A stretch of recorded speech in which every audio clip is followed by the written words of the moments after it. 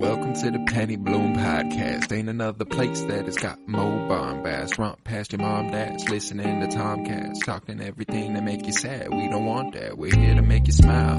Put your mind at ease. Peace, love, and bloom, and always praise Keanu Reeves. This what we about. This some weeding now. We'll talk until we can't no more, and then we peacing out. All right, let's go. Penny Bloom Podcast. It's the Penny Bloom Podcast. Penny Bloom Podcast. It's the Penny Bloom Podcast. Penny Bloom Podcast.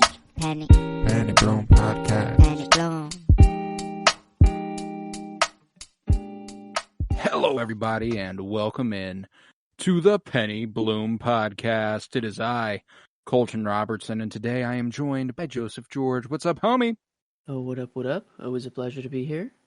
Oh, and it's always a pleasure to have you. We are breaching Part 5, the top 30 of our top 100 favorite Star Wars characters. Today is the 20s. We've got 20 through 29 on the docket today. This is untapped territory. We've never had a Part 5 of a top 100. We usually keep them to 4 or less, but it was impossible this time around. Yeah, these characters are just too good.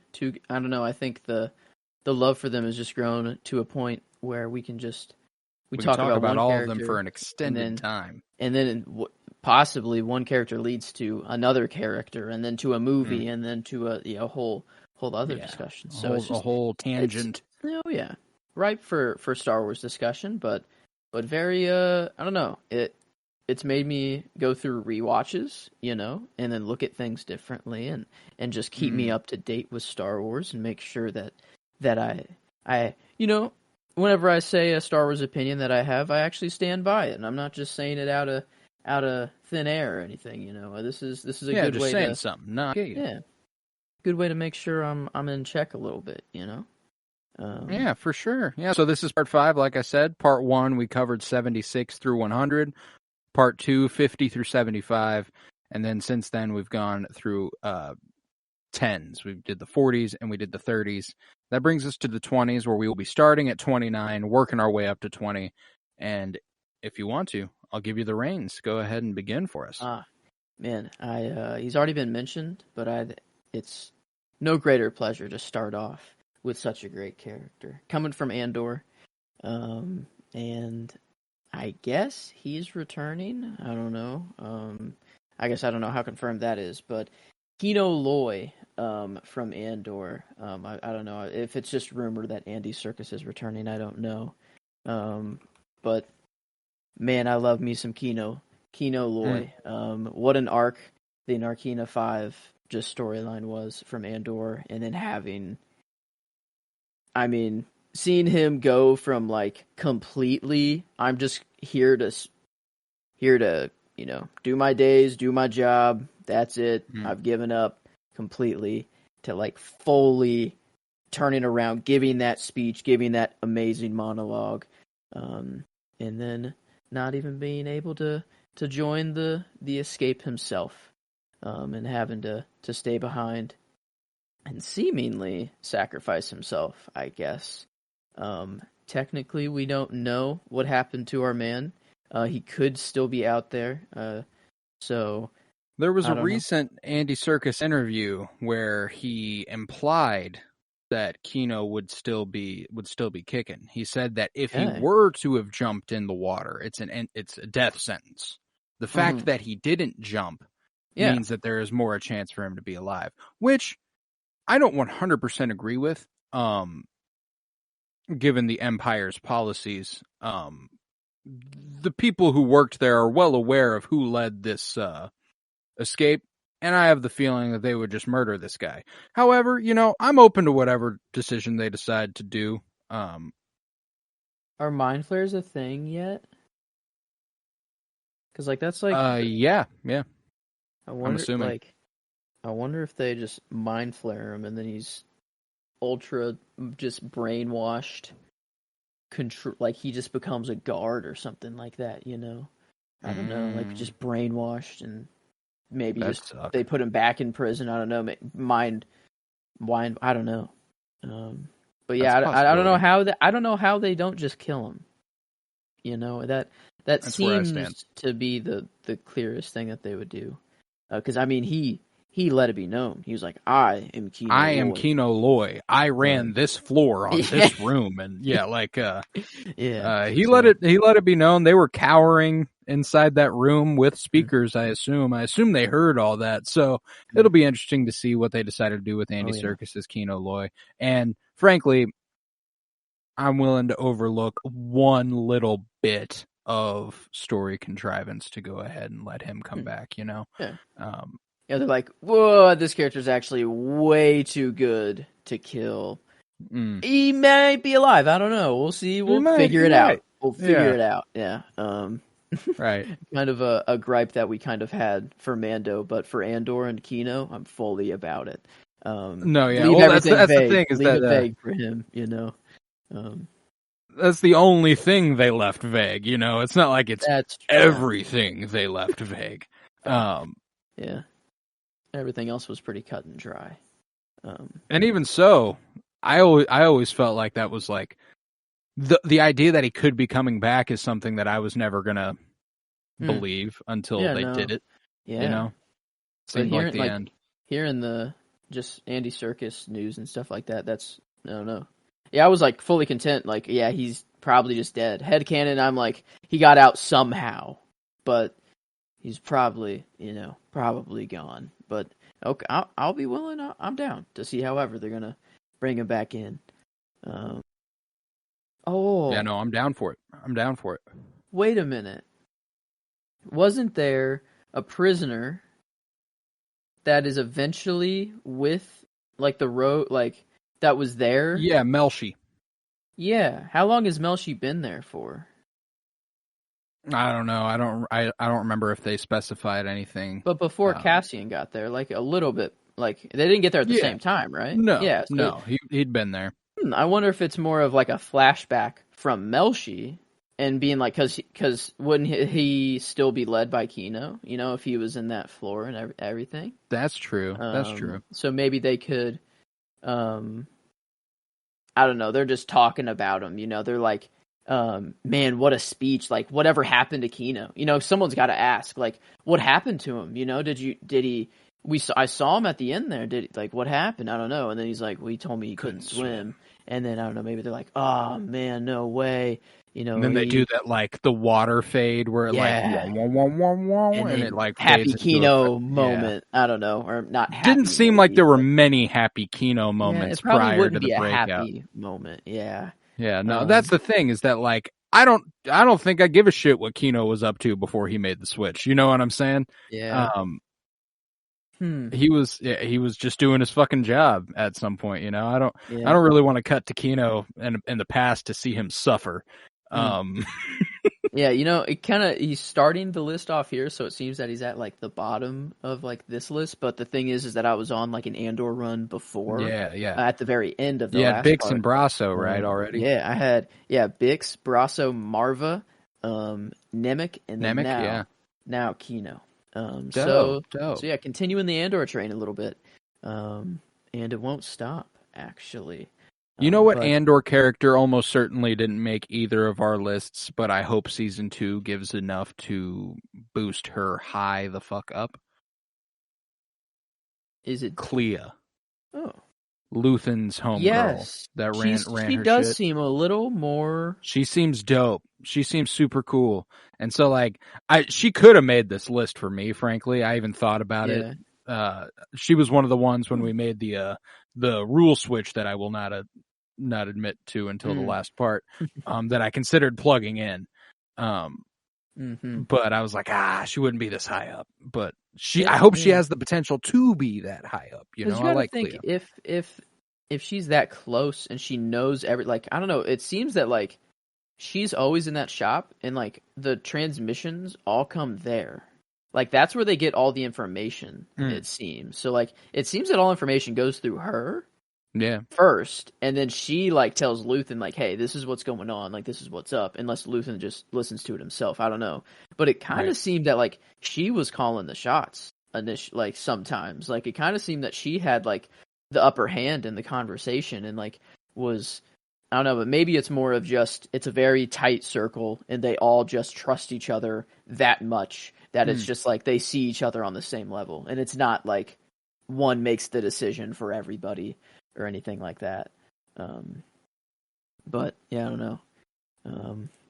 But no, yeah, cool. That show. I don't know. I hope it's not like overhyped to hell when we get to season. I mean, I'm assuming it's going to be good still. You know. I mean, yeah, I'm not expecting anything near the level of season 1 simply because that might genuinely be my favorite season of television ever, and therein, I doubt you can top it. Maybe match it. You know, maybe. But even so, I'm not holding out for that. I expect it to be damn good. I expect it to be a cut above. That's what we said every arc. Every arc, we were like, damn, how the hell are they going to step it up? Like, when we got to that episode, we were like, how? We were like, how could it be done? How the fuck are they going to go higher than this? Narkina 5. Holy fucking fuck. Barracks riot. And come on, dude. Yeah, and then so Narkina 5 was bad. I don't know.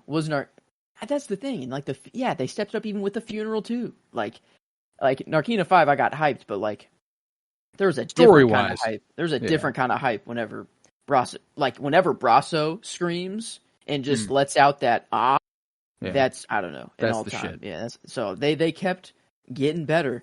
I don't want to say that season 2 is just bound to be better, but Diego Luna said something recently about how they already felt really good about what they were doing in season 1, but now they've heard what the audience has to say, and they can also lend, a little bit more. They take the criticisms that might have come their way, and they know what they need to do.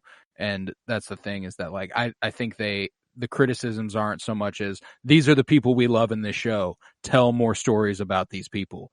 And I think they got to kind of do a little bit with that. So that's really satisfying. But yeah, man, Kino Loy, hell of a way to start the list off. Hell of a way. Oh yeah, one way out. One way out. Yeah, last episode, I concluded on a bit of a High Republic run with the last 3 spots there at 32, 31, 30. And it continues for a bunch of the beginning of this episode. This character is the second of the 3 Wookiees I have on the list. The first one was Black Chrysanthemum. And this one is Burryaga Agaburi. Burryaga. One more time. Burryaga. Agaburi. Agaburi. Burry. Okay. Yeah. Yeah. I give myself 25% on this one. That's what I'll say. But what's up with Burryaga Agaburi? Burry is a really affectionately known as Burry. Okay, much easier. The sweetest character in the High Republic, just a sweetheart, a nice kid. He's a Wookiee Padawan, Padawan learner whose specific strength in the Force is his empathy. Ooh, he can sense the emotions of others way easier than most can, and is very sensitive to that sort of thing. And he's just so fucking sweet. He's got a best friend in one of the other Jedi I will get to here before long.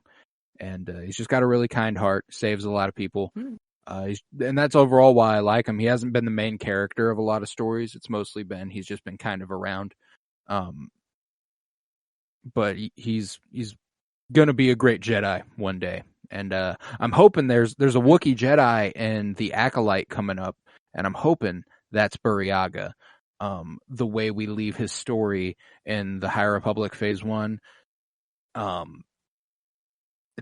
one's pretty open. Don't know what happened to him, which is scary. He was the one when I finished the High Republic Phase 1, I tweeted, "Where is Burryaga? Is he safe? Is he all right?" We need to know. Vader. Yeah, it's kind of cool that he his specific thing is that he's more in tune, he's just more empathetic, and we have what's the Wookiee that shows up in Rebels and then Bad Batch. Oh, Gungi. Yeah, Gungi. Or Kind of. Gungi. Yeah, kind of almost the same thing. Is it Gungi or Gungi? I'm pretty sure it's Gungi. I'm pretty sure they say Gungi. Okay, Gungi. But he like kind of feels the trees as well, and like I don't know. It seems that like the Wookiee Jedi just kind of are. God, just that's more, just so fucking cool. Wookiee Jedi. and they're rare. Yeah, they're very like rare. Yeah. That even the droid. Oh no, a droid that I did not include, but might become important later on. The lightsaber droid. Huyang.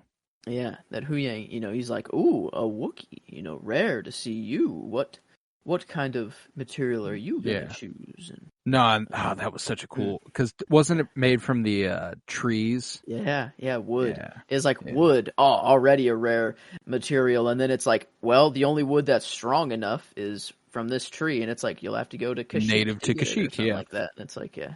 So that's just sick. That's really cool. Yeah. But yeah, Burryaga. Hell of a kid. Burry. Love that guy. Yeah. Just realize that it's just Burryaga, and then just reverse the order. Aga Burry. Like, and it didn't realize that when you said it out loud, and then I look at the word, I'm like, okay. Yeah, it's the same thing. It's like Burryaga squared, but like not really. And I don't know, like, Yeah. it's like Burry, I don't know, but Burry, I don't know. I like Burr. That's a cool nickname. Okay. But sticking on the Andor train, this is where my boy Luthen comes in for me. And I think that leaves, only one person left in all of Andor. And it's Cassian Andor, right? Yeah, I mean, it's going to have to be. But where is he is going to be the interesting that's the fun part. thing. But Luthen, I think if you listen to the coverage of Andor, I immediately took a liking to this guy. His ship was so cool. Just the whole concept of him having to change personalities and keep That's why I'm so surprised I have him above you, above where I have him higher than where you have him. Yeah. Wow. And I guess, and maybe a part of the reason, like I think initially I had him up at like 15. Like, and another one I had super up high is like Thrawn. That like kind of got some more that I thought about it, like how much do I really, really care about these people? And Luthen I really, really like, but like the people who are above him are either characters that I've connected to for so much longer and that have so much more history, because a lot of Luthen is still a mystery, and we don't really know his true intentions. We got that monologue where we see he seems to have made the calculation and he knows what he has to do, right? And he just, what do I sacrifice? But you don't hear about Luthen at all. I don't know. You don't. I think for that's a reason, the Phantom Menace of the rebellion, bruh. Yeah, that's just. I want to see. I think he's probably going to die in season 2. Gotta think so. If I had, gotta think so. No way he just makes it out, unless he's like he just goes off and then just old man retire. I don't think I see this guy retiring though. I could also see him being kind of an anarchist though. Like no, because Saw is a little bit more of an anarchist, and Luthen does Saw have a kills little bit him? more.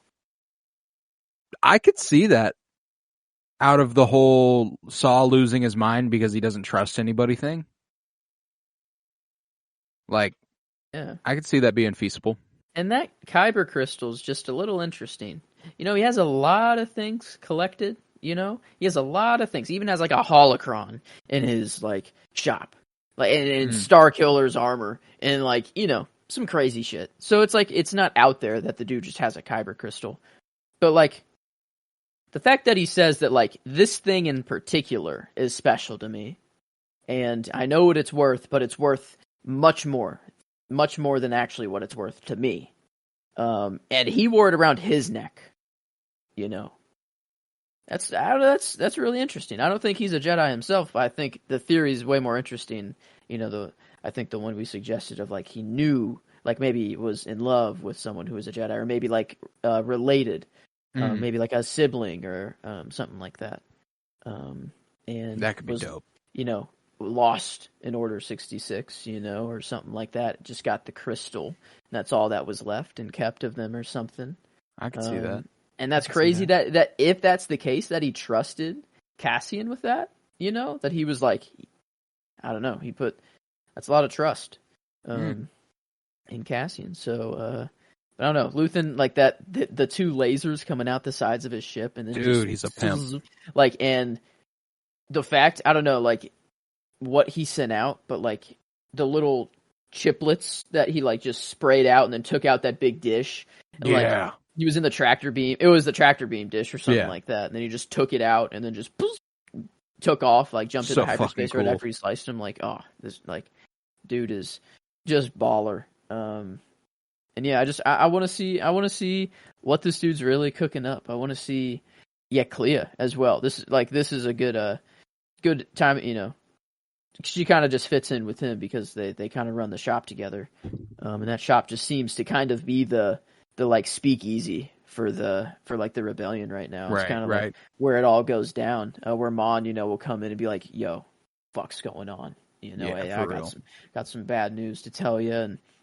But I don't know. It's gonna be that holocron. That's interesting though. I didn't know that he had a holocron in there until I don't know. I was watching some Andor videos the other day, and it looks like a holocron, and it could just be an Easter egg that they're throwing in there. But like, if it is, like, what does it mean? That's like those things are pretty important, pretty Jedi specific as well. Yeah. But yeah, a lot of mystery around that character, and that's why I like him. But interesting that you do have him higher than me. But I guess it was initially my gut was like, yeah, dude, he's like 15. He's like, top 10. No, yeah, and I've taken him as far as I could possibly see me taking him. But episode? I also, yes. Okay. We'll be before the end of this episode, but a few spots away. But all the meanwhile, at 28, I continue my High Republic train. Mm-hmm. This is Jedi Master Avar Kriss. Avar Kriss. Yes! Oh my god. Okay. So the only mistake is I did Avar with 2 R's at the end and Kriss with 1 S at the end. Instead, it's 1 R and 2 S's. 2 S's. There you go. So you knew there was something fishy. Something went on there, yeah. But okay. What's going on with... She's super cool. She's kind of the... I mentioned that Stellan was kind of the face of the Jedi Order. That's to the world at large, or like the universe at large. If they think of the Jedi, Stellan's typically the face they go to. If you are within the Jedi, the face you probably go to is Avar Kriss. She's not a Grand Master or anything. Yoda is still around and such, and that's one of the cool things about Yoda's character is the way every single character looks up to him, and Avar is one of them. She provides this really, really powerful ability to link Jedi minds. Like, she floats up off the ground, gets about 6 feet in the air, sits crisscross applesauce, and listens to the song of the Force, as she puts it. Something cool about the High Republic is that they also depict the way Jedi see the Force, or feel the Force, what it is to them. And to Avar Kriss, it is a song, and everybody has their specific note and tune that she can hear. Oh. But she can, and she has the ability to what's that? Yeah, she could link people's minds together, you said? She can make it so that they can hear each other, essentially. Like it's a comm system. Whoa. But not literally. It's like she pushes a thought out into the universe and they all can hear it. Not to a certain point. Like it's not like she can just reach someone on the other end of the galaxy. Like, gotcha. If they're within her planetary system, she could talk to all of them, probably. Okay. That's cool. Yeah, she's a cool Jedi, and she's kind of she's like the main figure on the cover of The Light of the Jedi, the first High Republic book, so she's kind of like the face of the High Republic in general. And then she's a really prominent character in the Wave 1 comics, which was really cool because she's a super cool looking character too. The headpiece she wears, like royalty. Yeah, like I don't know. I guess they're usually taken very young, but it looks like she just comes from royalty. I don't know. Right. It just looks like that's just kind of. She has this regalness to her. Yeah. Yeah, she's super cool. So had to have her here, and I have her at 28. Okay. All right. Well, moving on to 27.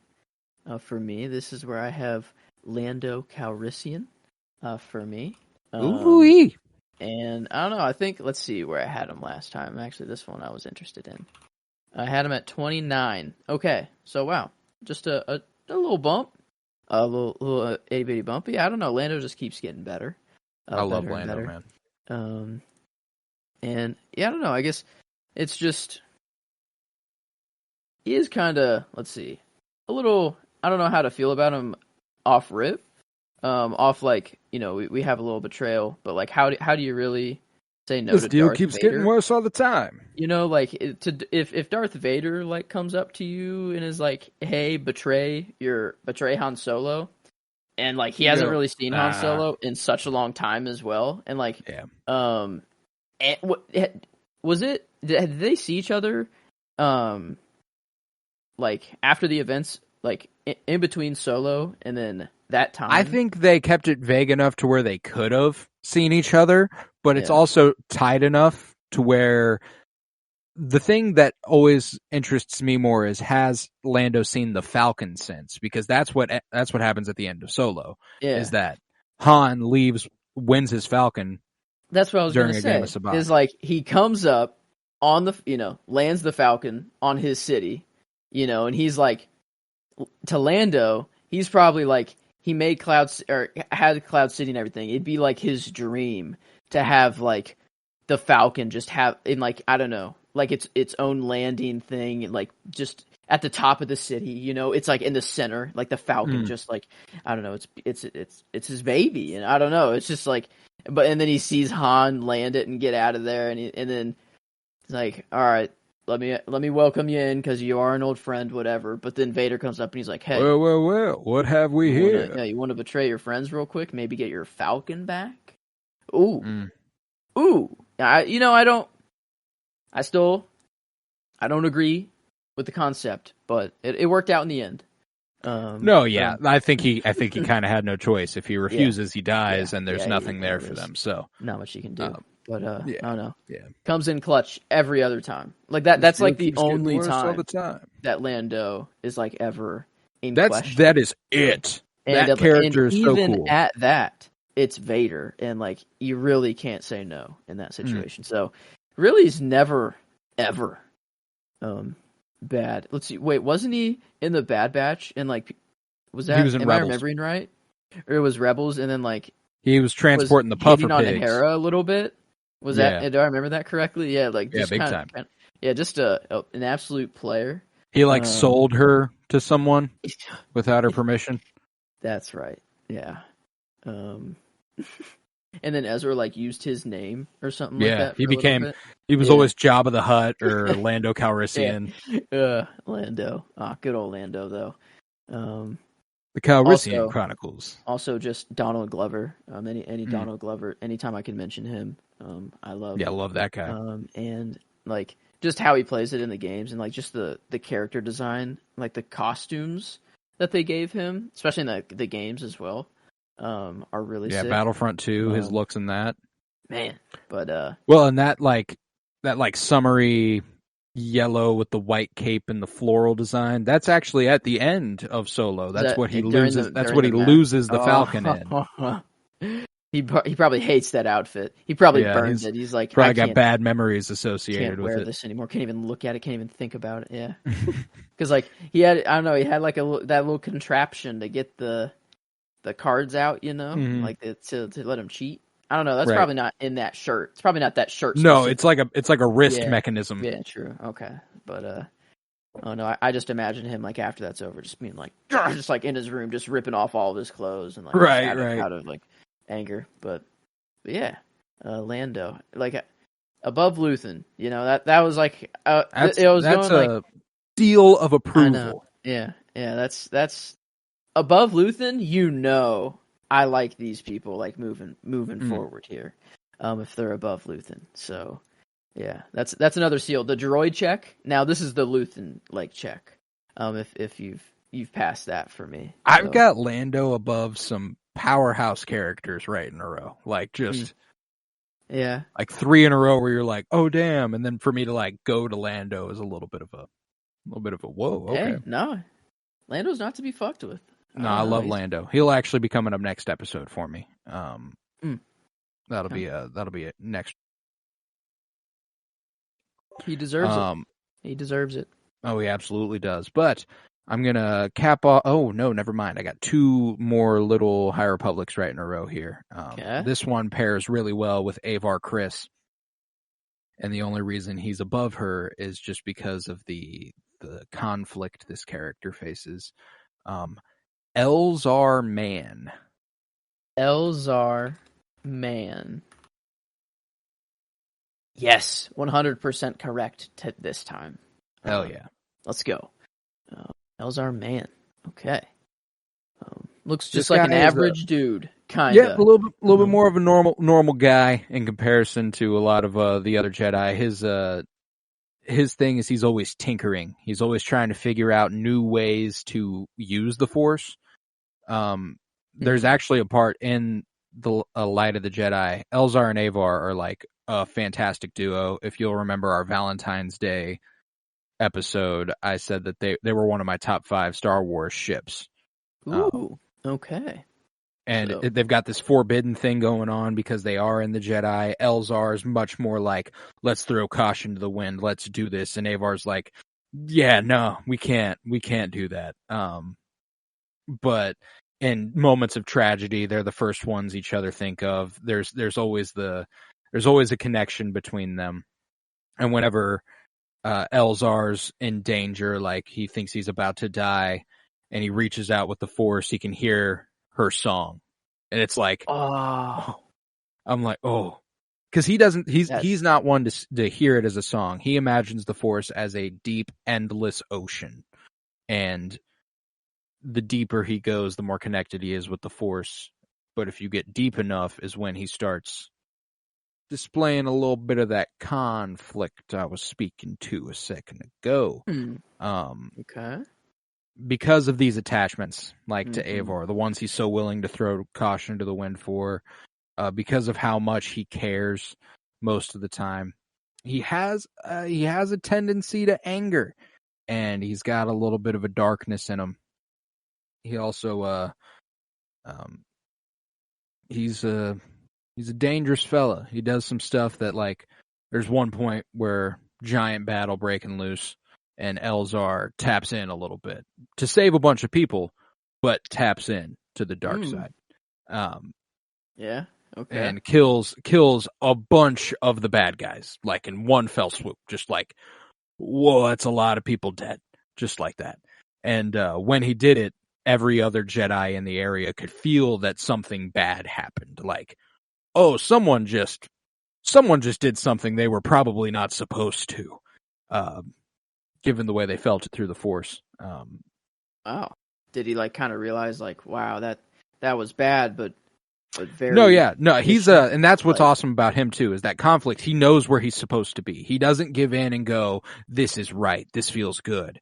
After, it's like a post-Sith depression sort of thing. Like, dang, I know that's not right, but it worked so well, you know. Yeah, because you'll notice, like, Avar came below him and Stellan came below him. Elzar kind of acknowledges those 3 people as like a 3-star constellation. And Elzar and Avar were always so connected. Stellan got a little bit, like, not jealous of it, but he realized he was a third wheel a little bit. Like, he knows he's not, he feels he's not as important to them as they are to each other. But Elzar always assured him he was their pole star, which you might have caught me referring to Stellan as a pole star at the end of at the last episode. But yeah, like that's the reason he ends up like not giving into the dark is Avar and Stellan, and being like, they would not want this for me. It's not that he's like, oh, I don't like the power I felt or whatever. He's just like, they would hate this.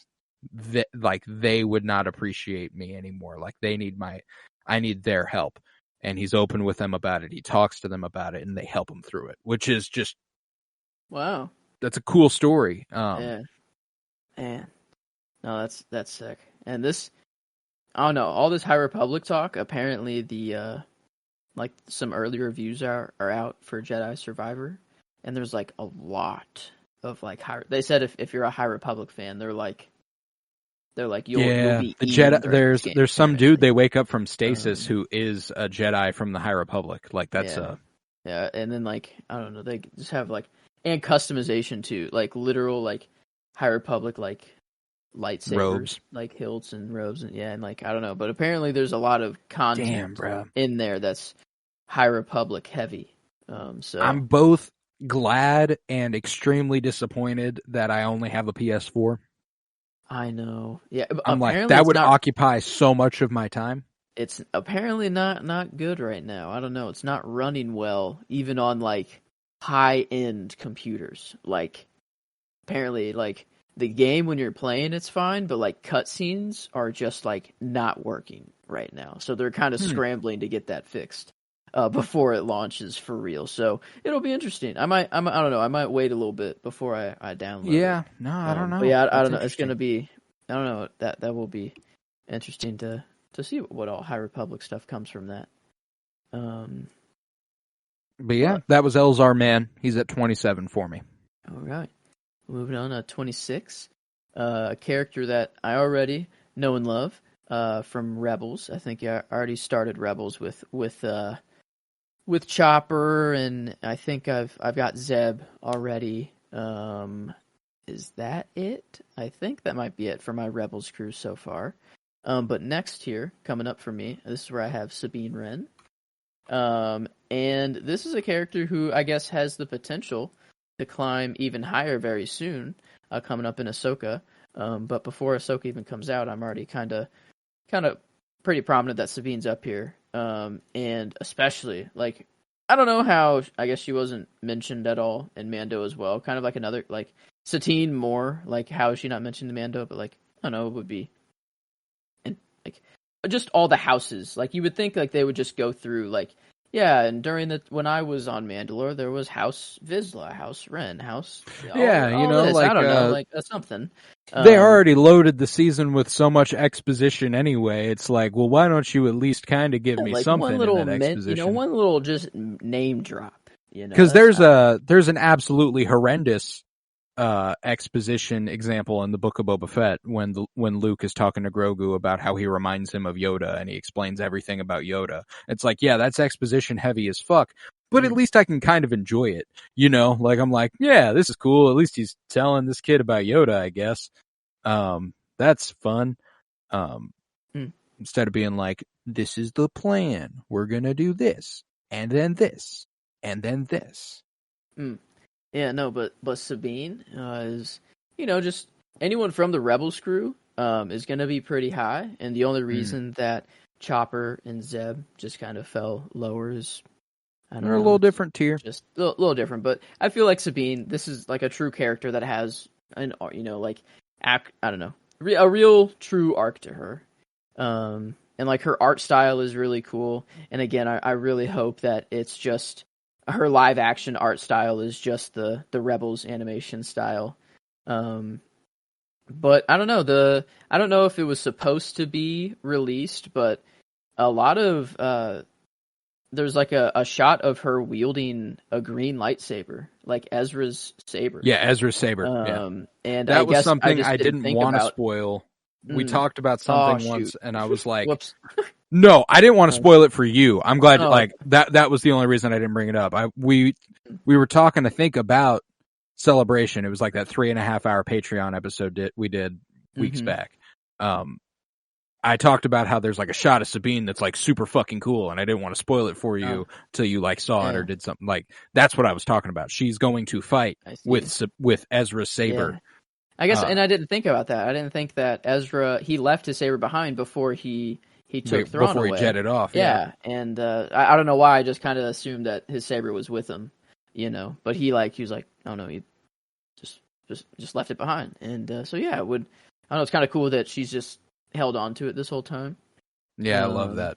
And yeah, I don't know if she's been like training with. I don't know because like she did train with Kanan for a little bit with the Darksaber, right? So like I don't know, maybe she'll like try to mimic like training with Ezra's lightsaber to keep up, or maybe she just keeps it like in a box, like waiting for Ezra to come back, and she's just maybe igniting it for like the first time again because they're finally searching and Ahsoka right. found him, or I don't know. But who knows? Maybe I don't know. Maybe she uses it actually. But you'd think if there was another Mandalorian using a lightsaber in the galaxy,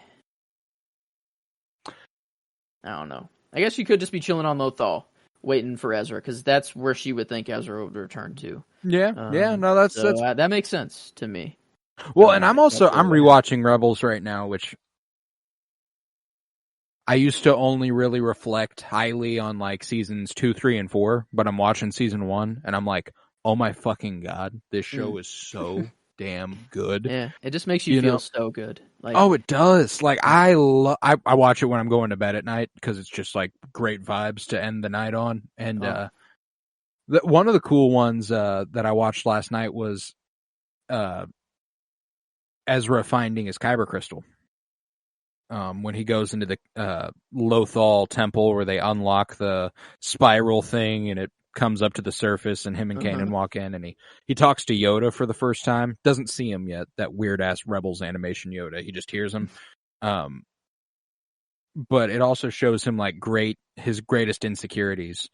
And the one when he thinks of Sabine, his insecurity with Sabine is she goes, "Me?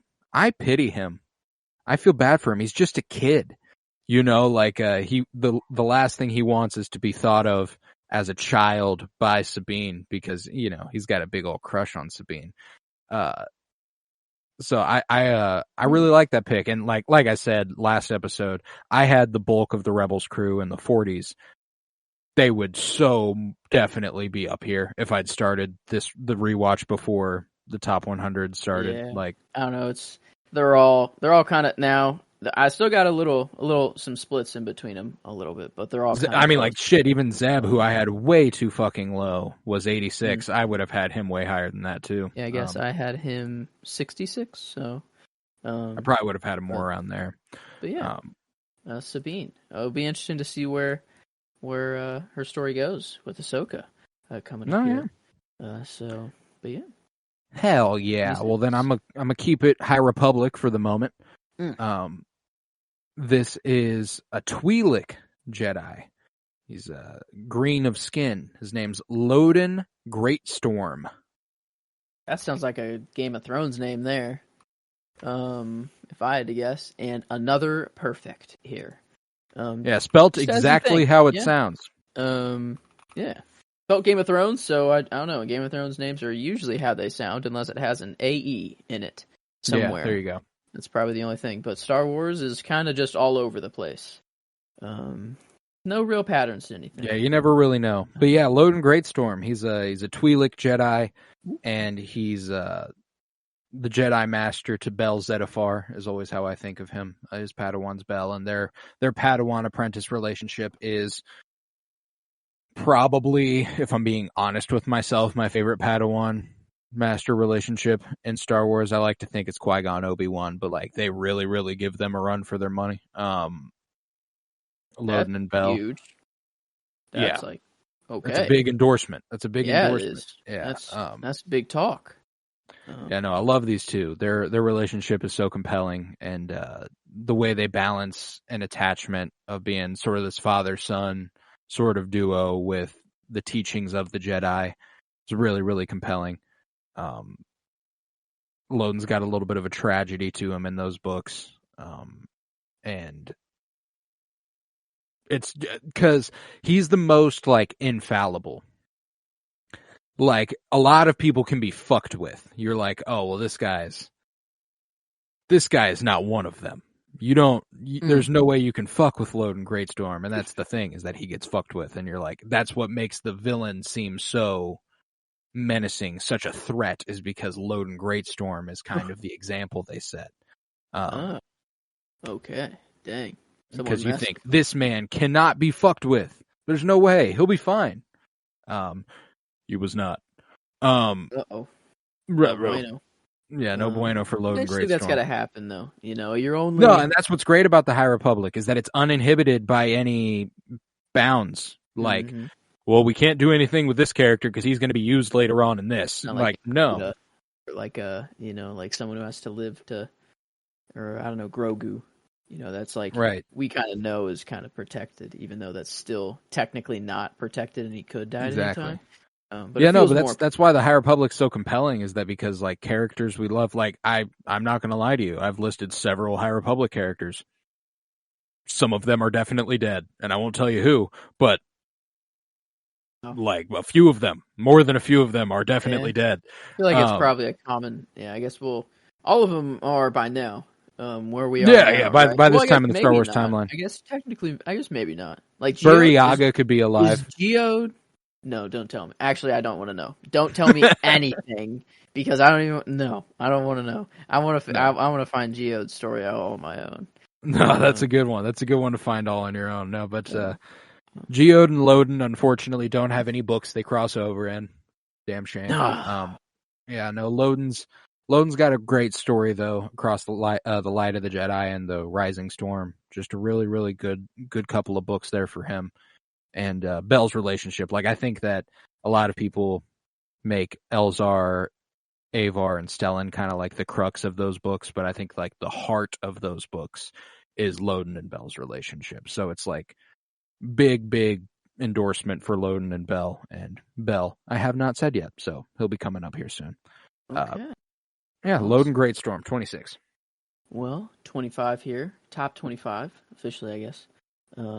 Starting here. Already been said, and another sad reflection that we'll have to do, but this is where Tech falls for me. Made the top 25 and the second highest of the Bad Batch group. I don't know, it's just, it hurts every time I think about it, and it just doesn't, I still can't quite believe it. I don't know, I still just can't. I can't, like, it really that happened. One hurt. Like, it, that like, one I don't know. Hurt, bruh. That's, I guess, kind of like, at any point, any of them can go because we have no idea where their story ends. Yeah, the Bad Batch is now in that similar spot as. And I mean, that's why it probably hurt so bad, is because we were like probably so comfortable, like, yeah, no way they're gonna die. Like, yeah, no shot. Like, we're comfortable. Man. This is a feel good show. The way they build that tension in that moment, this is like right before it happens, where you're like, "There's no fucking way someone is going to die." Like, this is not good. How are they getting out of this? I don't know. And man, didn't they just build it? They built like the whole season too. They built him up for this reason. They built his character up so well this season, giving him, Fee, giving him little flying lessons with Omega, the tech turn, the separatist, turn, like whatever archive that he fixed for that one guy, and then that conversation he had with him, like, I've always known the separatists are blah blah blah bad guys, and he's like, but what about life before the war? And he's like, I've never thought about that. That's like, that exists. Yeah, I don't know. That's crazy. That a thing that I've never thought about until the Bad Batch is that, like, they're made for the war and like they're made for a soldier. Like, they don't know anything else until they literally are told by just someone. They have to be told by someone, to really have that thought in the first place. And Tech was, I don't know, we just got so close to him, this season, for them just to rip our hearts out at the end. But yeah, that one hurt. The existentialism of being a clone has to be like wildly intense.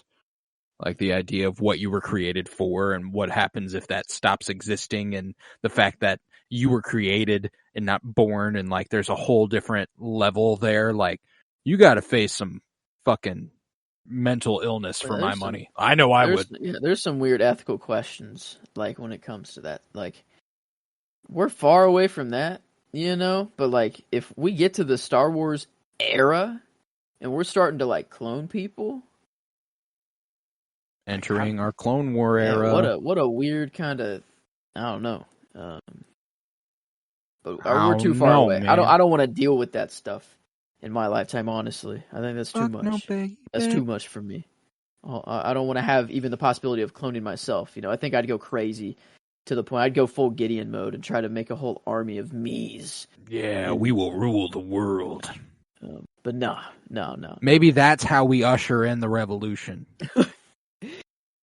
Yes, just Shaggy clones and Scooby-Doo clones. Yeah, Shaggy and Scooby-Doo clones. We can't do it. That's too selfish to choose. Yeah. We can't. We're specifically cloning a really, really awesome Great Dane who can talk and eat a lot of food, and Matthew Lillard. Yeah, I mean why wouldn't we want to clone the most powerful creature to ever exist? I mean, like, this list is great and all in a top 100, but like, Shaggy wipes the floor of all of these people, like combined. Like, I don't know. It's hard when you're from the best movie and best show and group of characters of all time. It's really tough. It's just on a different tier. Unfair. But that's why we don't see those movies. That's why they have their own universe where they're protected and they don't have to fight any superheroes, just because it wouldn't be fair. Wash them. But yeah. Tech. Tech at 25. Fuck yeah. That's where Tech can bring us. We have to fill all the. You gotta get real cerebral with Tech. But yeah, Tech at 25. No, I love that. I'm actually taking it to another character who appeared on my list last year and was on your list earlier. This is where I have Wookiee 3 out of 3, Chewbacca. Chewie, yeah. I was like, if it wasn't him, I'd be really interested to what other Wookiee, I don't know, could beat out Chewbacca in how Black Krrsantan and Burry Yaga Aga Burry.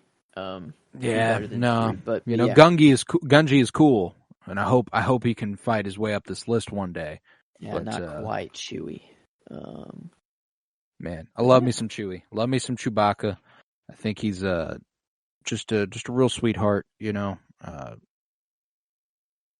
fucking roar he lets out when Han Solo's killed, and the roar he lets out when Leia dies, and lets Kylo have one right to the belly, or the I don't know what, the side ab. Fucking pancreas. Boom. That one had to hurt. No, that could not have felt good. But yeah, Chewie, man, he's got a hell of a story on him. The way him and Han meet in Solo, where Chewie's being kept prisoner to kind of get rid of the Imperial's prisoners. Like, they chucked Han in there to get 8. Yeah. And Han, like, using Chewie to get out to knock the pole over, and what he had to like call him to get him mad, like, you mud scuffing something. I don't know. Like, he really let it rip there. To get, and Chewie was like, all right, that's it. He was like, that's it, and then just let it roar and went after him. But yeah, I don't know, from the start, Chewie's been just been awesome. I don't know. That's got to be a brutal costume to wear, though. I mean, it's. Ooh. I hope. I don't know. I guess there are some like actual cooling things that they have, like they just have water pumping through, like kind of liquid cooling them, like on the inside, cool. Like for some suits. I know like they did that for like Vader, or for like I don't know, a suit where someone had to wear it for a long time. But I don't know. I feel like, I don't know. The shoots probably aren't that long, but man, imagine like out in the desert, like if you had to do like a Tatooine shoot, and like you're Anthony Daniels as C-3PO went through fucking hell during the first Star Wars movie. That would suck. Oh my god, yeah. He was in a metal suit. Nope. In 100-degree weather.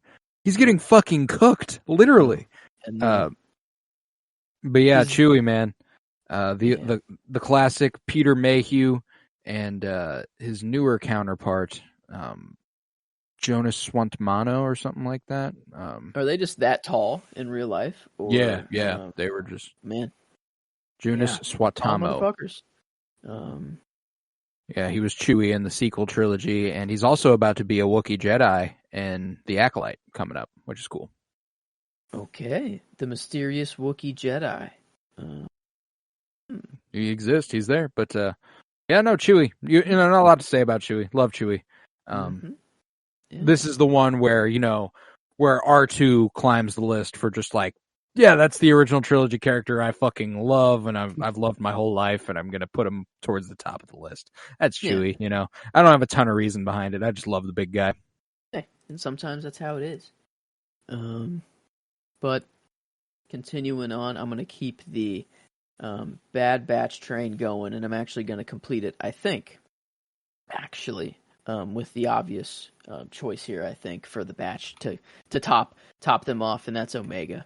A character that for some reason got hate at the beginning, but it's just a kid at the beginning, and she just made childish mistakes because she's a child. But then was always the one that kind of got them out of it still in the end. And then now, the one that is making the plans and actually getting them, like, being the parent, really, and then taking care of the group, kind of. And a lot more interesting stuff going on with her now, with her sister, possibly. You know, could just be a lie. Could just be manipulation, but I don't know. I buy it. I think, you know, if it's just a clone, probably clone speak, you know, like if you're a clone and you're calling someone your sister, does that mean like you're just made from the same strand cast, or you're just made at the same time?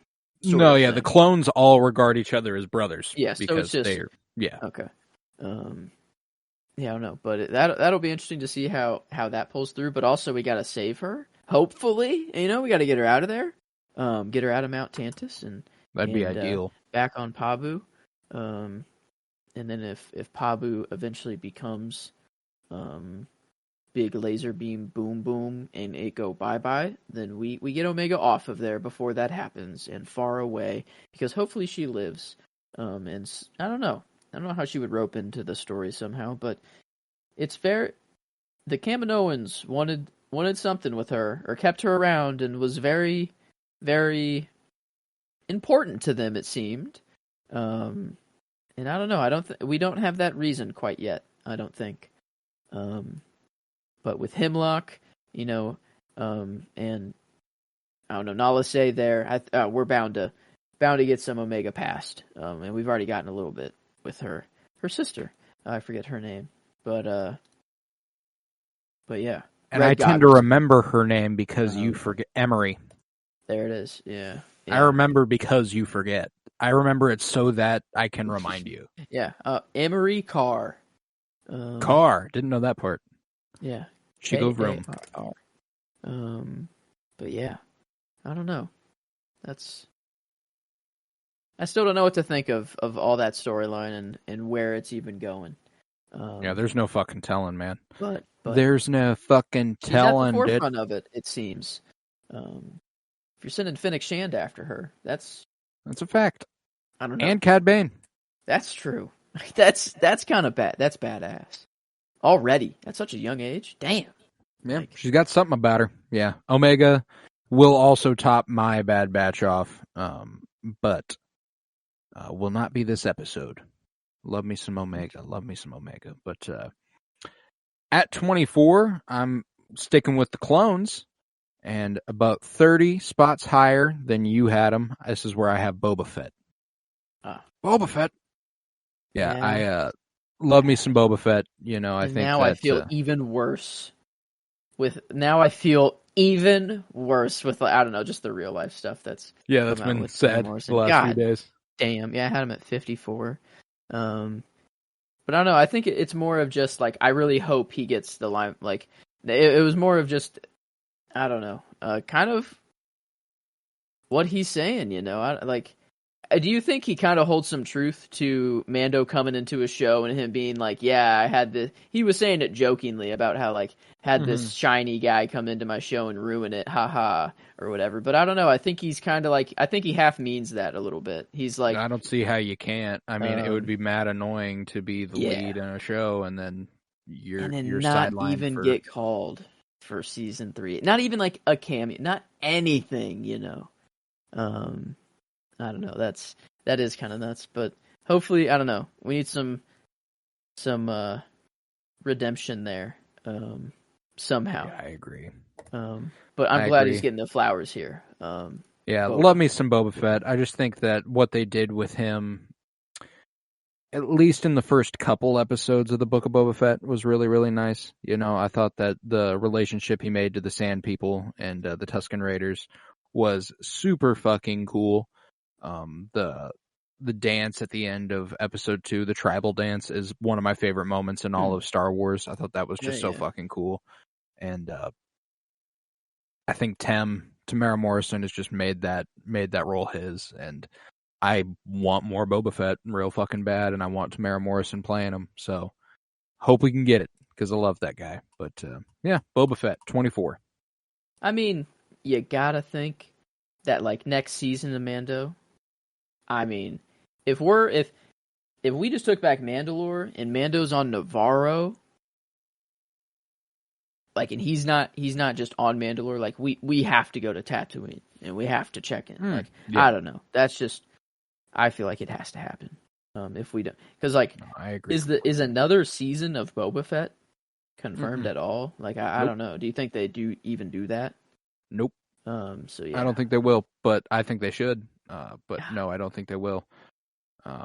Maybe it's just all roped in with Mandalorians now, but I don't know. You'd think that would happen. It would be roped in this season if they were trying to make that known. Unless it's a reveal, and whatever's been happening down there has been crazy. I don't know, because what if, like, Navarro saw a whole lot of progress. What if, like, we see the same progress for Mos Espa or Mos Eisley?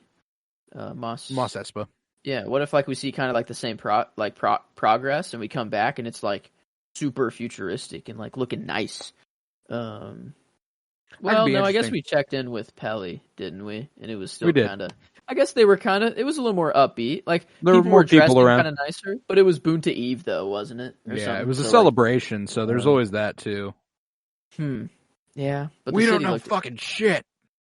But yeah, I don't know. Hopefully, we get some more Boba Fett shine here soon, or hopefully just more Tamara Morrison shine. Like with like, I don't know. People are pushing for like a Rex, show, or like something like a Rex short that he can, or I don't know, pop up just live action as Rex, or just any clone. Just nice. Put it, give any clone to Tamara. Just, I don't know, his passion for the role is so amazing, and no, you don't have many actors that love Star Wars and like put their like passion into the role like him.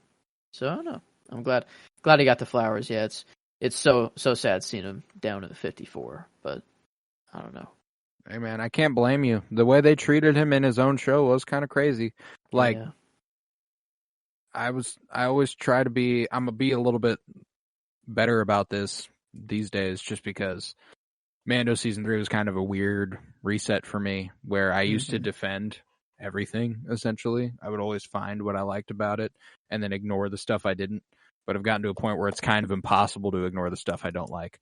And looking back on the Book of Boba Fett, they just could have treated that character better. I think they definitely could have. I think it's just also the time jump back and forth of his, like, flashbacks weren't like fully clear, and it was like a little confusing at times. And it was just a really hard story to kind of to write around and envelop a whole lot of stuff in. So I don't know. Hopefully, I don't know, with Cobb Vanth coming back, like, hopefully their return is just badass. I don't know, but he's just Mecha Cobb Vanth, and Mecha Cobb. We got Mecha Fennec Shand. Basically, maybe her, she's just got something in her stomach now, a weapon. I don't know. They just come back as a force to be reckoned with. That could be badass. But no, I'm looking forward to any future Boba Fett we can get. And what we've gotten, I think, could have done better, but Tamara Morrison has always made that role his, and I think he's fantastic at it. So Boba Fett's pretty high up here, 24. All right. Well, with good company, after Omega, finishing the Bad Batch crew, coming more Rebels comes more Rebels crew. Above. Yup. It is still like I still hold the Rebels crew above the batch right now. And I do see like Omega and Tech and Hunter, maybe even Fee possibly going up above some Rebels members, but not quite yet. And this one is Hera Syndulla. This is where I have Hera for me. So I don't know, just the protector of them all, the one who knows the much bigger fight that's going on, which is just sick to know the whole time that she's just. I don't know. Does Kanan know about that at all, or like? He knows, I think he but does he doesn't to a know degree. the info. Yeah, like he knows there's something bigger going on, but he doesn't know what it is. Okay. It's kind of the impression I have from watching it right now. Yeah. Because they actually, she kind of tells the crew, they imply that Kanan's the leader. Yeah. A lot. Spectre, he's Spectre 1. Yeah. And whenever Sabine's like, I want to know more, you need to tell me more. She's like, me and Kanan, I don't think he knows as much as they let on, but Kanan's willing to make that sacrifice for the greater good. She's like, I'm in something bigger. I need you to seem like the leader so that they can't trace it back to me. If there's anyone under questioning, they ask who's your leader. They're going to say Kanan, that's kind of the impression I get. But I don't know that it's not Kanan, I guess I'm not talking about, I could talk about Hera here, but even her, in the Bad Batch as well, man, I guess still her also in the Batch, but her, story with Thrawn is very interesting as well. You get, I think it's with Hera that we get one of my favorite Thrawn scenes, and gets him to talk about you have to understand your enemy, their arts, their culture, their everything, and I think it's with Hera trapped in the room, and he's talking to her and giving her his evil monologue to her. But I don't know, just a badass character. A pilot, like no other, there at all the important battles as well. Yes, indeed. Which is really sick. And hopefully we see some of that skill shown off here in Ahsoka. We do see her, in the trailer, she's already flying. So God, I'm so fucking excited for her, man. I wanna, if you know me, I love me some Hera, so she will absolutely not be in this episode for me, but completely understand. Because she's fucking awesome. Above Omega and above the Bad Batch. Above Luthen. Still. Made the Luthen. That's an endorsement. The Rebels that's an endorsement. There's something special about him. But yeah. Hera Syndulla. Love that. 23. Love that. Yeah, no, that's a goodie.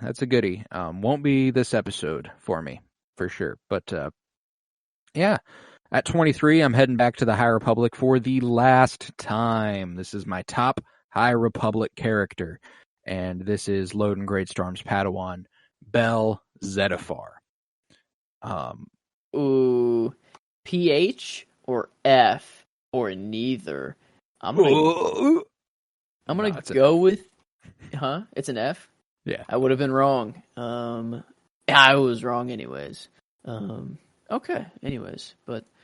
I don't know. I kind of want to hear about a duo that's up there with Obi-Wan and Qui-Gon here.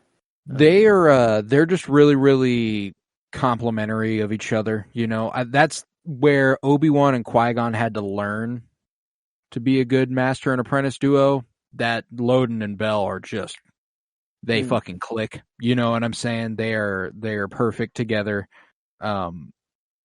The way that Loden teaches him, the one thing Bel has trouble with is the softening your landings. Like you jump from a high distance and you land a little soft. He's always afraid that he's going to splat and die. And the way Loden teaches him is by taking him to the top of a very, very tall cliff and telling him, "You need to jump, and you'll save yourself. I promise." And Bel bitches out, and Loden pushes him right off the edge of this cliff. Wow. Yeah, no, they've got a great relationship, and the way Bel fights for Loden, a lot of his story I can't really get into without like heavy spoilers for the Light of the Jedi, because what drives him is mostly what happens in that book. He just overcomes a lot of adversity. His relationships to other characters, his relationship to his pet. He's got a charhound named Ember. This is a fire-breathing dog. Charhound. Wow, I gotta see what this looks like. Oh, it's fucking dope. Okay. Yeah. Does it like go on with him and like kill? Yeah, people? It's always with him. It's always with him. That's his homie. That's his pet, basically. I mentioned the Jedi Outpost on Elfrona a couple episodes ago last episode with Porter Engle. It's like Jon Snow and Ghost, but like the opposite of like. Oh yeah, not cold. He's super fire. That's super sick. hot. Charhound, Charizard. Yeah, Charhound named Ember. He was kind of a stray on the planet of Elfrona, and his family became the Jedi Outpost that was there, and specifically Bell, which is super fucking cool. Through it all, he's always got Ember. Their little bond is adorable. Man's best friend, you know. Ember is like, he's just a dog that breathes fire. Like, that's the only thing that makes him different than a dog. Pretty big difference, but the only difference nonetheless. Just a really strong kid, overcomes a lot, and by the end of those books, that kid's a Jedi Knight, you know, like he earned that. He's passed his trials. He's the shit. Love me some Bell Zettifar, and he's the beating heart of the High Republic era. As far as just the emotional weight that I get out of these books is dependent on Bell Zettifar and his journey, and that's why he's my top High Republic character. Love me some Bell Zettifar. So that's it for High Republic for the rest of the list? I do believe so. Yes. Okay. It will not be the last character that appears that is not had an on-screen adaptation. It is the last one specifically from the High Republic. Gotcha. Okay. Now this one was another little back and forth here.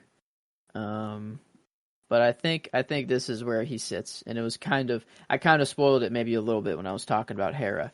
But this is actually where Thrawn falls for me now at 22. I think I had him up at like 15 originally, or maybe like 14. He was kind of up there. But then I don't know. I think I'm gonna wait. I'm gonna cool off. I'm gonna see how he comes out in live action, and see how I feel after that. Because the characters that are above him now, I feel I just have a lot more connection to. And you're right. Your reasoning for why you put, Palpatine so low, and then, you had, I guess, Thrawn not too far after yet, 93.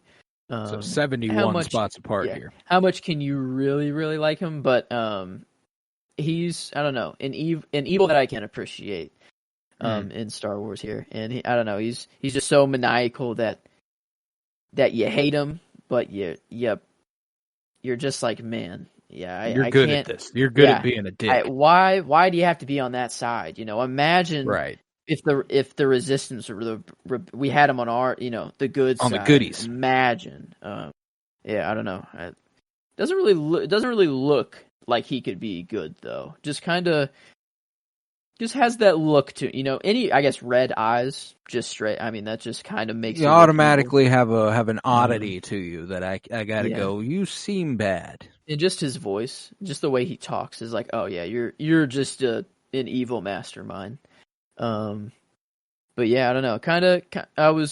I think riding high off like the Mando finale being like, oh, is Thrawn going to come up? Is he going to wipe out everybody? And then like him showing up in the Ahsoka trailer and being like, oh my God, we actually are getting him, it's going to be nuts to see, just to see him in real life.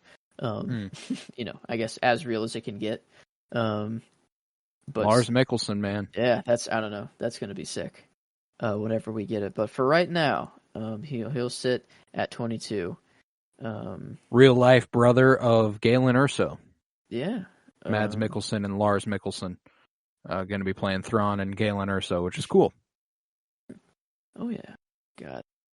But I But don't no, know. yeah, 71 spot difference. I gotta guess that's the second largest gap behind the more obvious one. Palpatine, I don't think that's going to be beaten. No, I have a severe doubt of that. That's pretty big, unless it is, Kelleran Beck, Ram Jamaram, or Black Chrysanthemum in my top, or they have to be in my top 3. Those people. Oh, my top 3 has to consist of Dexter Jetster, the Duchess, or Captain Bombardier. So I'm not going to spoil anything. So you're saying there's a chance? There is a chance. I won't spoil. There is a chance. But there's a chance. Yeah. Thrawn for right now will chill at 22 for me. Love that. Love that. I actually have someone who, at this moment, I gotta say, you probably can't get much further away from what Thrawn is.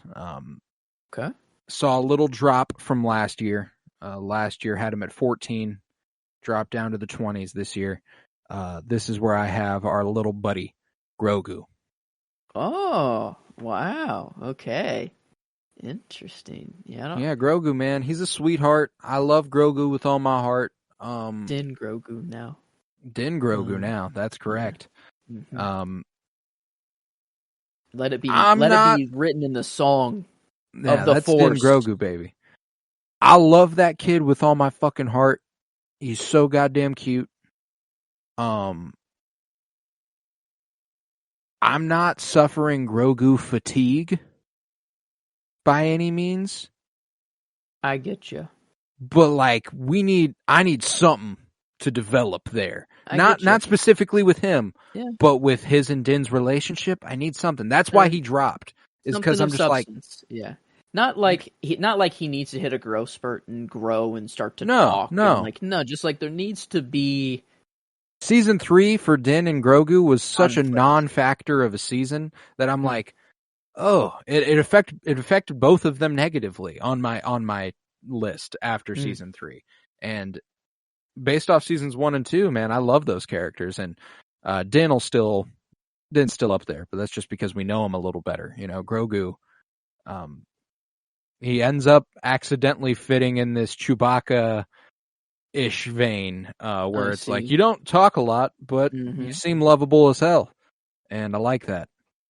Yeah, we've gotten very one-dimensional answers with him. Hard to avoid when you're a baby, but like... but yeah, it'll be... I don't know. That's why I'm like... Did they put Din just off on his home on Navarro so that like...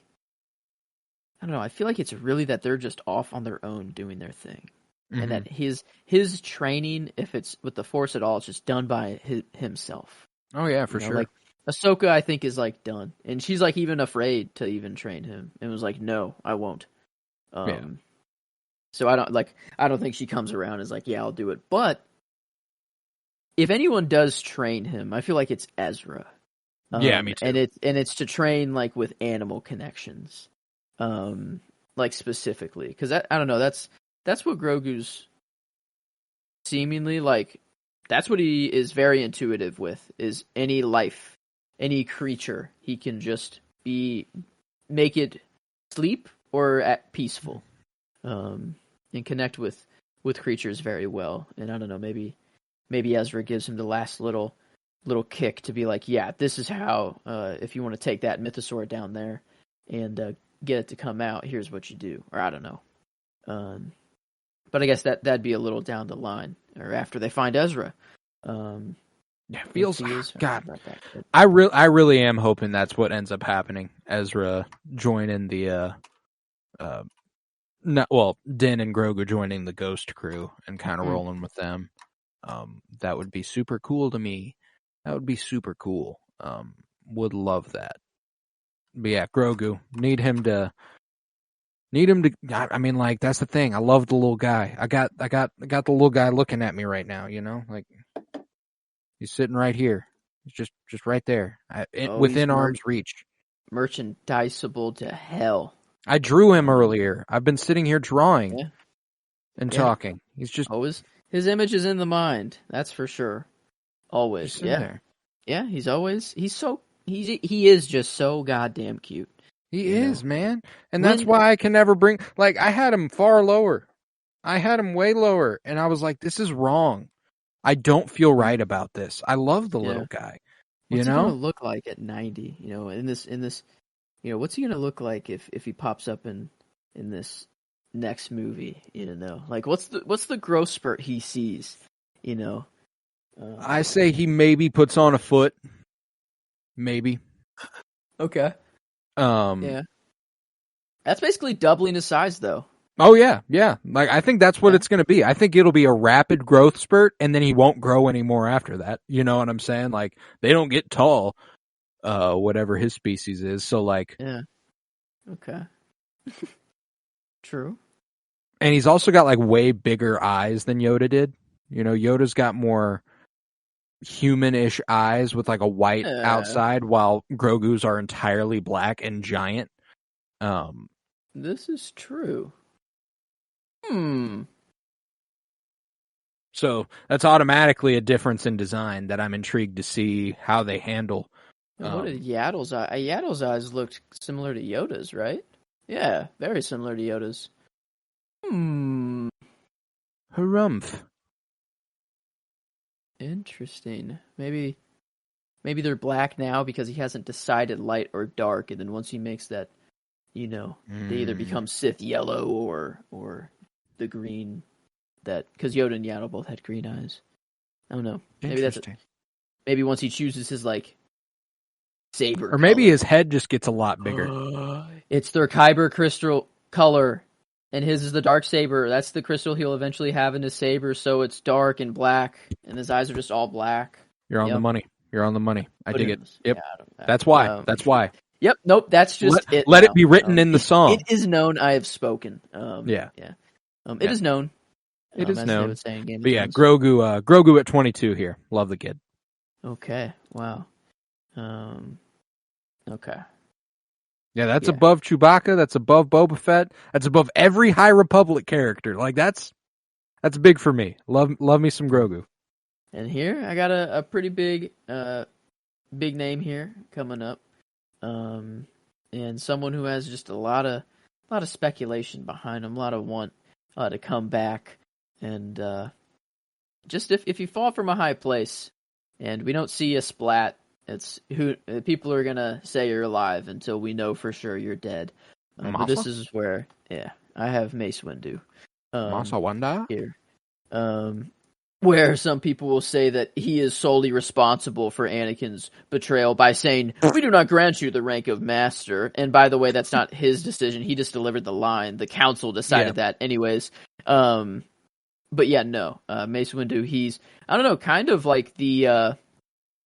Not fully. Let's see who. Yeah, Loden, the guy who you just don't fuck with. You're like everyone knows like of Obi-Wan and like he's not to be messed with, but like even Mace is like a step above. That's just like. And then I don't know. I guess Yoda's really that dude. You don't mess with Yoda. But like Mace, he's right there. He's second in command next there, in line. To Yoda, a guy who's 900. So I don't know. It's pretty strong if you ask me.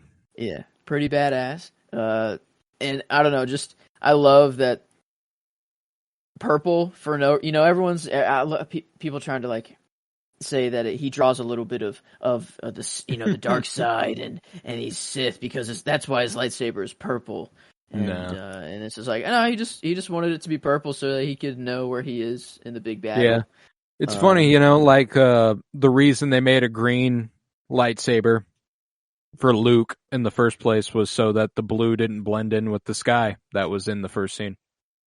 Oh wow, yeah, that actually totally makes sense because he would had it up on. Oh my god. Yep, that's why it's green. Just practical film problems that they had to solve, and they're like, fuck it, he's a master now, and now I can be like, no, that's definitely Qui-Gon's crystal. That's exactly. Qui-Gon's like, crystal. You can go back and end up applying reasons, but they haven't yet. Yeah, no, that was just a practical problem they had to solve. But it became a whole bit of lore. Like I'm a prequel baby, so Mace. I don't know. It was me and my brother. We always fought. I I was Obi-Wan, my brother was Vader or Anakin, but usually Vader because he was just a little psycho. And then if my cousin were to come over, he had Mace's lightsaber, so he'd always be Mace. And he really fucked with Mace. But I don't know. It was always, I always loved theorizing about how he'd come back and like where he'd slip in, but I don't know. It's I like the path, maybe like somewhere in there. Like he knew he was too big of a name that he would be recognized instantly, even if he didn't like show his lightsaber, you know? Even though he's kind of fucked up from all the electricity or the lightning and all that. But like he's Mace Windu, and like I feel like he's just pretty instantly recognizable. So maybe he knows he has to hide, and he just saves every Jedi that he possibly can. And I don't know, maybe starts in there. So maybe he goes to Naboo, and we see Kelleran Beck and Mace Windu link up, and that's, you know, we see a super messed up Mace Windu after Palpatine threw him off that ledge. But I don't know. I don't need him to come back for him to be as badass as he is. And I don't know, he's taking the 21st slot for me. So yeah. I love that. Yeah, a bit further down the list for me. Believe I had him in the 60s. Yeah, 62. So yeah, 41. Had him 19 last time. So let's see where I had him last year. I had him at 31. So okay, yeah, literally twice as many characters. Yeah. 31 to 62. But yeah, I guess not much there for him. But I need to read Shatterpoint. It's a novel about him, and I'd be really, really intrigued to read that story. But yeah, I'll have to check that out sometime. But last two spots for me, I'm heading Rebellion Horde. 21. This is where I have Luthen Rael. Okay. Wow. Yeah, I didn't think that he would actually be higher on your list than mine, but I didn't either. I thought for sure that was going to be a top 20 character for you. But happy to oblige you here. I'll take him at 21 because I really, really fuck with this dude. I think that the story they've already laid for him is beyond badass. You know, when he goes and recruits Cassian, don't you want to fight these bastards for real? Like, love that guy, you know, and he's performed expertly by Stellan Skarsgård. Just a wonderful performance. One of the best in Star Wars, period, I would argue, as far as performances are concerned. If the best monologue. If he gave that monologue just to like, I feel like that's kind of like a lower tier spy that he has, you know? Right.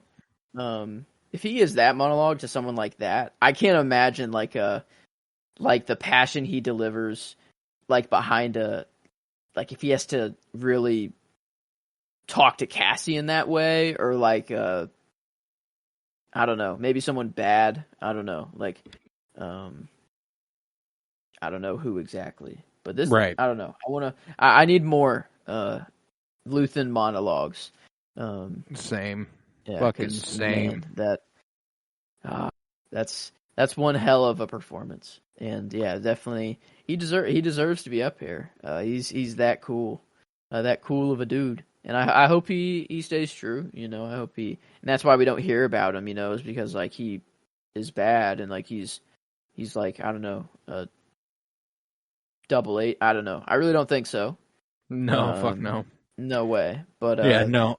He's. I think he can only rise from here. You know, is the only thing. Yeah, for sure. So, yeah. You know, love the guy. Super compelling idea for a character. This phantom presence in the rebellion that helps get it off the ground and build it up. Like, that's so fucking cool. Yeah, love me some Luthen Rael. Got him here at 21. Oh yeah. A calculation I made over 17 years ago. To let some see the rising sun, or I don't know. He went poetic. Dude has been thinking. I don't know if maybe he's just like that, or he had that written down. Sunrise I will never get to see. You think he's been thinking about that, or he's just like that's how he talks. He's just like that's just how he talks. Man. But yeah, Luthen. I'm glad. I don't know. Surprised that he's above, but definitely deserves it. Yeah, I mean, he initially, I guess he was above this for me, and then it took some hard thinking and being like, man, I really love Lando. I really love Tech, Omega, Yeah, right. Sabine, Hera, Thrawn. Yeah, and to top even all those people off, to top, I guess, the episode at 20 here, is another Rebels crew, and this is where I have Kanan. Here, so at least Kanan and Hera can be in the same episode here, and I don't know. I saw that they released a book, Star Wars Timelines, and someone posted a picture of like Star Wars Timelines released today. Look at this very, very ultra important thing that they included, and it's just Kanan and Hera kiss. Is the thing that was like marked in time, and like everything else is like like battles, and it's like super specific dates, and like I don't know like how many people, and then it was just one little Kanan and Hera kiss. I love that. So yeah, I don't know, it was really cool to see that, but Kanan, we got like Grogu like having his Kanan moment, but Kanan did it first. He did that and broke our hearts first with that. Got to see, his love one last time before he went. And man, that I don't know, that moment. It's gonna be like a Tech moment, forever. That's just I will never get over that death ever. It's just that one hurts like a motherfucker, no matter how you spin it. Yeah, no, but Kanan, I don't know. He gone, but not completely. No one's ever truly gone, and hopefully when Ezra's back, we get some Force Ghost appearances, or I don't know, hope maybe some live action Kanan. So I don't know. I never thought of that possibility. He is dead, but maybe Force Ghost Kanan. Isn't out of the question. I didn't think about that, but no, Kanan is not quite the top of my Rebels crew, but he's very, very close. But yeah, love me some Kanan. I love it. Also cool that you have him right next to Mace Windu because of the whole. He's like his grandson apprentice because Mace Windu trained Depa Billaba, who trained Caleb Doom. I didn't even mean to do that at all. Nice the Force just works like that in this. It does. Wow. It does. But I'm going to top the episode off with the Rebel. This is Saw Gerrera. I got him. Got him top 20. Yeah, there he is. Top 20 had to be the case. Absolutely love this character. Expertly performed by Forrest Whitaker. Had to have Saw and Luthen right back to back too. That was kind of key for me. That's nice. Ooh, that'll be a cool graphic. Maybe. Yeah, could be fun later, though, I guess.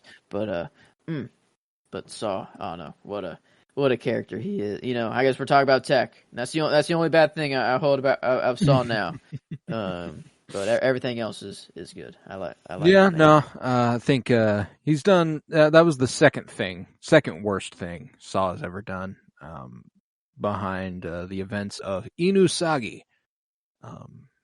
I described those to you in detail once upon a time. The Green Goblin ass blade spinners just took out a whole room of people with one of those. I do remember that. Yeah.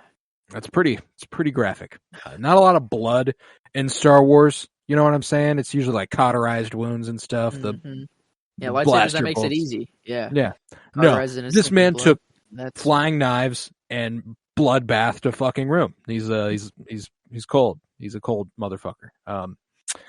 Yeah, Saw Gerrera, man. One of those just characters who, ever since he showed up for the first time on screen, I've been like, oh, okay.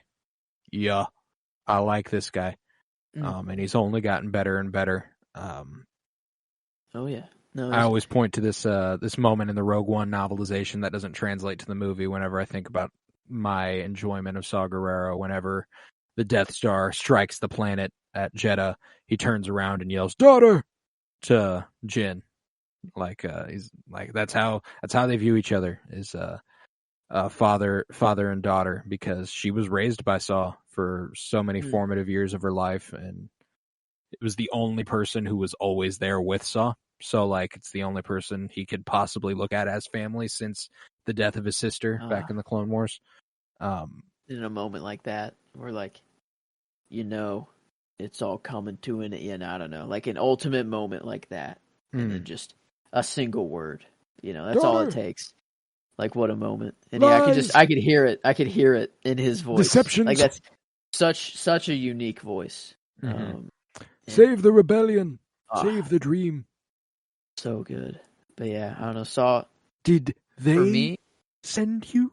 That's one of my favorite like line deliveries in all of Star Wars. Whenever Jyn first greets him, and he's like, Jyn, it's been so long, and he's like so friendly for a second, and then the conversation devolves, and he's like, you can stand to see the Imperial flag reign over the galaxy, and she gets to deliver it's not a problem if you don't look up line.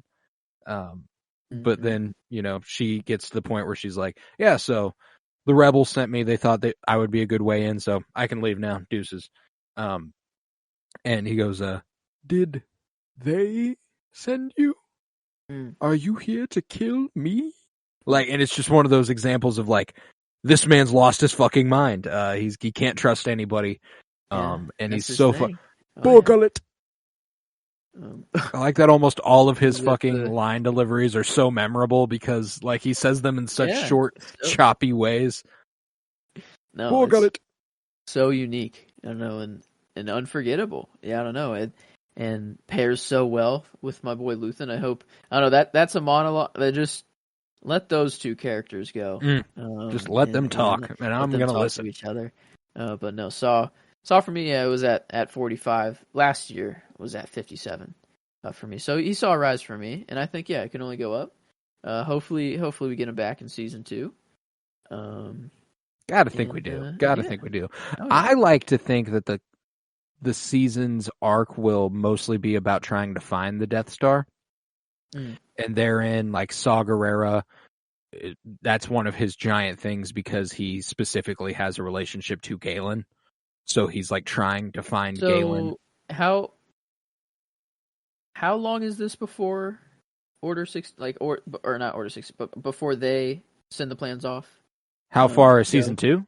Yeah. Like where we are now until like at the end of season 1. I think it's like 4 years. Rogue One. We will cover 4 years in Andor season 2. But Jyn and Saw have been. They've already gone separate ways. Yeah. Okay. So there's no way. Well, yeah, no way to keep the timeline concurrent and have it go to Jyn. But with Saw, I thought it'd be interesting if the way they discover Galen Erso is like a thing is because Luthen kind of gets it out of Saw through a flashback, including a very young Jyn, like being okay, some sort of connection there. Maybe that's how they know Lyanna Halleck is Jyn Erso at the beginning of Rogue One. What if they? Yeah, because they just like found her and were like, but your real name is Jyn Erso. It'd be pretty badass if the reason they know that is because Luthen got that information from like Saw or something at one point. Okay. Yeah. No, I like that. I like maybe like I know I just had the thought that B2 transformed into K2SO. But now I'm like, what if Luthen, he somehow had his consciousness like transformed into K2, and that's Luthen at the end of the day somehow. I don't know. I just my mind. We have a problem on the horizon. There is no horizon. What do I sacrifice? That's not Luthen. Yeah, that's just not Luthen at all. No, but that's where my brain goes. It's a fun thought experiment. Yeah, that's where it goes. But no, Saw. That's a good Kanan and Saw. Good way to top it off. Top off the episode. But hell yeah. But yeah, then let's give that rundown one more time. What'd you have at your 20s? 20, I had Kanan Jarrus. 21, Mace Windu. 22, Grand Admiral Thrawn. 23, Hera Syndulla. 24, Omega. 25, Tech. 26, Sabine Wren. 27, Lando Calrissian. 28, Luthen Rael. 29, Kino Loy. And, that's it. 29, that's it. Lovely. Kino Lovely. Loy. Yes.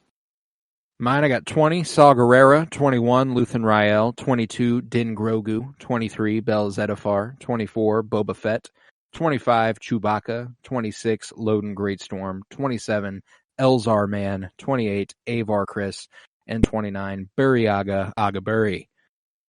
Oh, yeah. Hell yes. So we've only got 2 parts left. First of which is coming on next Tuesday. We'll be doing 11 through 19.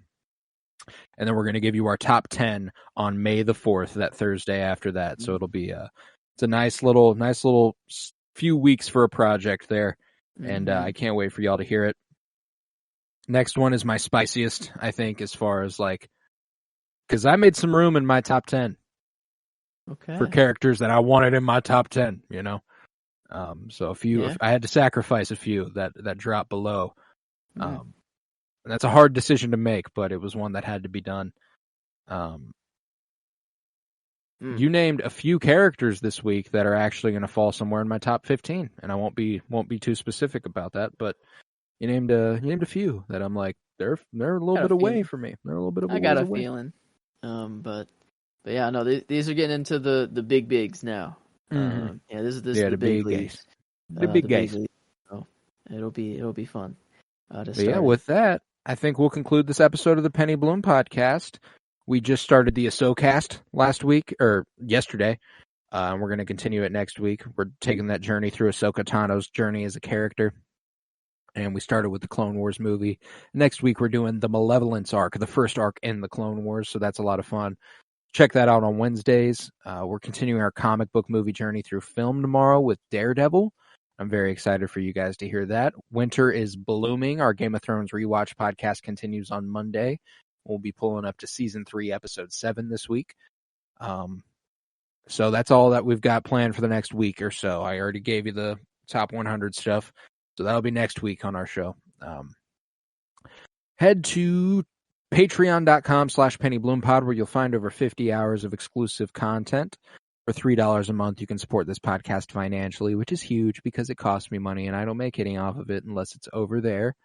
Head to Twitter, follow at PennyBloomPod, and follow on Instagram at PennyBloomPodcast. Remember to leave a 5-star rate and review wherever you might be listening, and to keep tuning in. We're having a great time doing all this for you guys, and it's been a lot of fun.